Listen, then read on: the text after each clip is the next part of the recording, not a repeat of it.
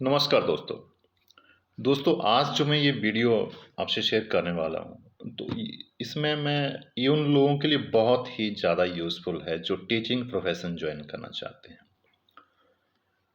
तो इसमें मैं डिस्कस करूँगा कि एज़ अ टीचर आपको अगर जॉइन करना है या अपना प्रोफ़ेशन चूज़ करना है, तो आप में क्या-क्या खूबियाँ होनी चाहिए और क्या-क्या जो मैंडेटरी जो है आपके पास एजुकेशनल क्वालिफ़िकेशन होनी चाहिए या प्रोफ़ेशनल क्वालिफ़िकेशन होनी चाहिए, या क्या टर्म एंड कंडीशंस हैं जैसे डिपार्टमेंट की, एजुकेशन डिपार्टमेंट की, कि जैसे मतलब वो चीज़ें आप फुलफ़िल करें और उसमें आप जॉइन कर सकें।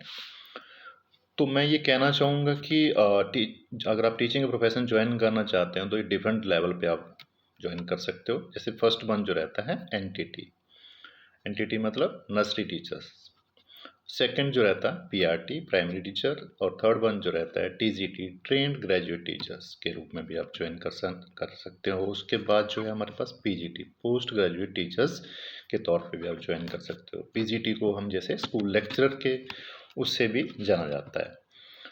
अभी मैं आज जो मेनली बात करना चाहता हूँ वो ये है कि अगर आपको as a PRT, primary teacher या TGT, trained graduate teachers join करना है, तो उसके लिए आपके पास क्या-क्या क्वालिफ़िकेशंस होनी चाहिए।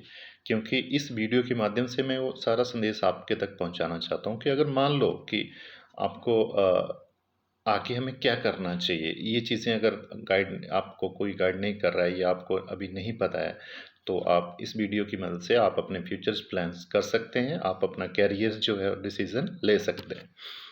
तो अगर आपको ऐसा पीआरटी ज्वाइन करना है या टीजीटी ज्वाइन करना है, तो जो हमारी एनसीटीई, जो national council for teacher education, कि टीचर की एजुकेशन क्या होनी चाहिए, उसकी योग्यता क्या होनी चाहिए, उसके द्वारा जो है पीआरटी के लिए, प्राइमरी टीचर्स के लिए, और जो हमारे पास टीजीटी रहता है, ट्रेन ग्रेजुएट टीचर, उसके लिए एसेंशियल एजुकेशनल क्वालिफिकेशन डिसाइड की है।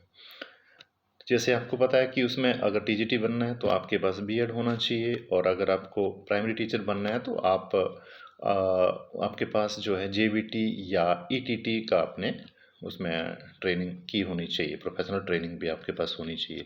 अभी रिसेंटली डिसीजन लिया है कि अगर आप बीएड हैं तब भी आप एज अ पीआरटी ज्वाइन कर सकते हैं। ये एनसीटीई की ही एक सर्कुलर आया था कि लेकिन आपको क्या करना होगा, जैसे आप एज ए पीआरटी ज्वाइन करोगे तो आपको एक ब्रिज कोर्स भी पास करना होगा। अभी मैं बात करूंगा कि अगर आपके पास एसेंशियल एजुकेशनल और प्रोफेशनल क्वालिफिकेशन तो है, लेकिन उसके साथ साथ आपको अगर टीचिंग प्रोफेशन में जाना है, एज अ पीआरटी ज्वाइन करना है या एज अ टीजीटी ज्वाइन करना है, तो आपको टीईटी, टीचर एलिजिबिलिटी टेस्ट भी आपका पास किया हुआ होना चाहिए। अब ये टीचर एलिजिबिलिटी टेस्ट जो है ये क्या रहता है कि जो सीबीएसई हमारे स्कूल्स जो हैं, जो central board of secondary education से एफिलिएट करते हैं, उनमें हमें क्या होना है कि सी टेट आपका क्वालिफाई होना चाहिए। और जो स्टेट बोर्ड से एफिलिएट कर रहे हैं उसमें स्टेट जो है अपने लेवल पे जो है टीचर्स एलिजिबिलिटी टेस्ट का उसमें वो जो है उसमें उसका वो जो है उसको कंडक्ट करता है। अभी क्या है कि इसमें भी दो लेवल पे ये एग्ज़ाम होता है, जैसे पेपर 1 और पेपर 2। पेपर 1 जो है वो है जो आपका आपका पीआरटी आपको ज्वाइन करना था, उसमें आपको आप अगर आपका टीईटी सॉरी उसका टीईटी का पेपर 1 आपका पास है तो आप एज अ पीआरटी ज्वाइन कर सकते हैं। मतलब ज्वाइन मतलब आप एलिजिबल हैं। आगे जो स्कूल का जो आगे रिक्रूटमेंट प्रोसेस जो रहेगा उसके बाद ही वो स्टार्ट होगा, उसको क्वालिफाई करने के बाद आप ज्वाइन कर पाओगे। और दूसरा रहता है पेपर 2, जो पे आपको मतलब क्लास 6 से लेके क्लास 8 तक के लिए वो एप्लीकेबल रहता है। तो अभी अगर आपको जो है हमारे जो सीबीएसई जो है, central board of secondary education जो है, उसके द्वारा जो है C TET, central teacher eligibility test, दिसंबर सेशन के लिए एप्लीकेशन मांगे गए हैं। और ये जो एप्लीकेशन जो हैं ये इनके जो ये ऑनलाइन ही एक्सेप्ट किए जाएंगे, जो कि आप CTET.nic.in पे जाके अप्लाई कर सकते हो। और अभी इनकी जो रजिस्ट्रेशन जो है, अप्लाई करने की जो डेट्स जो है वो 31 अक्टूबर से स्टार्ट हो चुकी है। और ये हमारे पास 24 नवंबर 2022 तक आप अप्लाई कर पाओगे। और जो फ़ी डिपॉजिट करने की जो डेट जो रहेगी वो हमारी जो रहेगी वो आप 25 नवंबर तक आप उसको डिपॉजिट करवा सकते हो। अब इसमें यह है कि अगर आपके पास क्वालिफिकेशन है तो आप दोनों में भी अपीयर हो सकते हो। कि मान लीजिए आपके पास ऐसा पेपर 1 के लिए जो रिक्वायर्ड क्वालिफिकेशन है वो भी है तो आप पेपर 1 भी दे सकते हो, और 2 के लिए है तो 2 भी दे सकते हो। आप इनको इंडिविजुअल भी, और अगर आप दोनों देना चाहते हो तो वो भी इसमें प्रोविज़न है।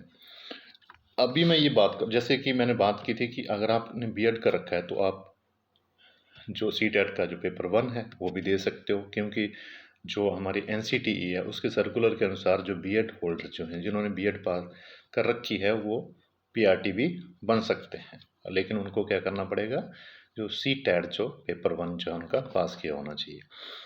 अब मैं बात करूंगा कि ये तो होगी डेट्स के बारे में कि आप कब से लेके कब तक आप अप्लाई कर सकते हो। तो आप 31 अक्टूबर से लेके 24 नवंबर तक अप्लाई कर सकते हो, और फ़ी डिपॉजिट करवाने की जो लास्ट डेट जो है वो 25 नवंबर है। लेकिन मैं यहाँ पे एक चीज़ कहना चाहूँगा कि आप लास्ट डेट्स का काइंडली इंतज़ार ना कीजिए। हमारे पास बहुत सारा समय है, क्योंकि ये सारा ऑनलाइन प्रोसेस रहता है तो कई बार टेक्निकल फॉल्ट या कोई टेक्निकल इश्यूज आ जाते हैं, तो कहीं ऐसा ना हो कि आप लास्ट डे का इंतज़ार करते रहो और उसमें आप अप्लाई भी ना कर सको। अब मैं बात करूँगा कि इसमें फ़ी कितनी रहने वाली है, कि आपको अगर इसमें अपीयर होना है तो आपकी जो फ़ी जो है वो कितनी होगी। तो इसमें क्या है कि जो जनरल कैटेगरी के लोग हैं या ओबीसी कैटेगरी के लोग हैं उनके लिए अलग जो है इसमें डिसाइड किया गया है, और जो मतलब हमारे पास जो रिज़र्व कैटेगरी लोग के कैंडिडेट्स हैं उनके लिए अलग जो है फ़ी रहेगी।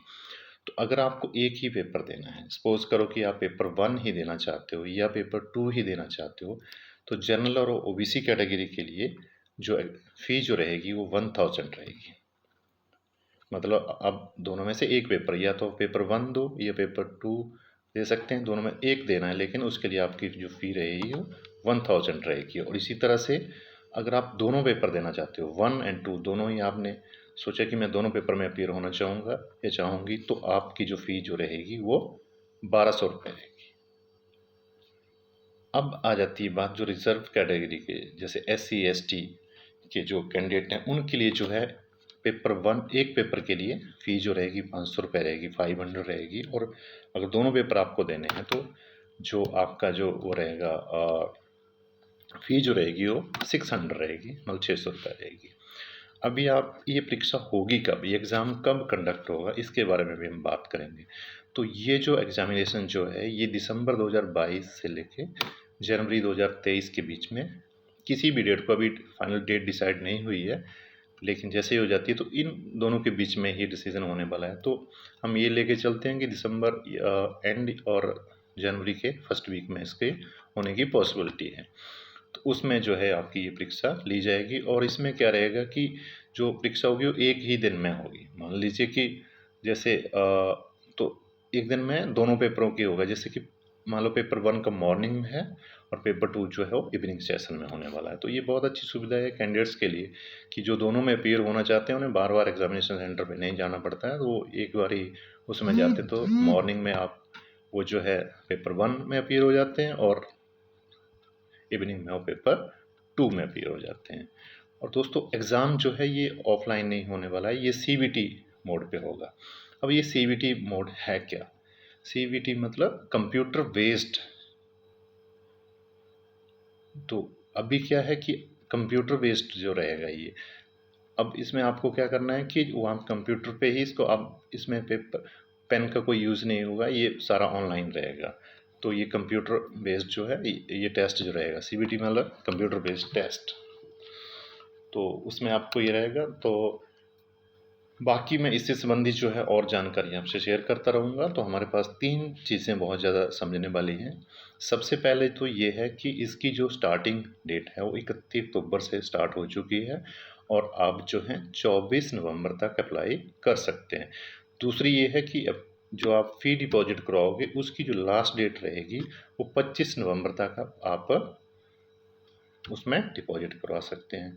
तीसरा ये रहेगा कि ये जो एग्ज़ाम जो है ये दिसंबर 2022 से टू जनवरी 2023 के बीच में होने वाला है। तो आप अकॉर्डिंगली आपको तैयारी करनी है, उसके हिसाब से आपको प्लानिंग भी करना है कि हाँ मेरे को कैसे इसको करना है। तीसरा ये है कि एप्लीकेशन जो है सिर्फ ऑनलाइन ही एक्सेप्टेड होंगे और आपको वो ctat.nic.in पे जाके अप्लाई करना है। तीसरा क्या है कि एग्ज़ाम जो है वो CBT बेस्ड होगा। CBT मतलब कंप्यूटर बेस्ड टेस्ट जो रहता है उस मोड में होने वाला है, तो ये ऑफलाइन नहीं होने वाला है, तो आपको उस पर ये एग्ज़ाम देना होगा। ये सारी मेरी तरफ से महत्वपूर्ण जानकारी थी, और इससे संबंधित और भी वीडियो के how to prepare for this examination CTAT के लिए आपने तैयारी कैसे करनी है, वो आने वाले वीडियोस में ये टेस्ट सीरीज के थ्रू जो मैं आपसे आपके साथ शेयर करता रहूँगा और आपकी जो प्रिपरेशन है उसमें मदद करता रहूँगा। Thank you very much. अगर आपको ये इन्फॉर्मेशन अच्छी लगी हुई तो काइंडली इसको लाइक कीजिए और उनसे भी शेयर कीजिए, सो दैट कि जो हमारे भावी अध्यापक हैं उन तक ये पहुंच सके, या जो एजुकेशन को एक अपना प्रोफेशन बनाना चाहते हैं, टीचर बनना चाहते हैं, वहाँ तक ये पहुंच सके। Thank you very much.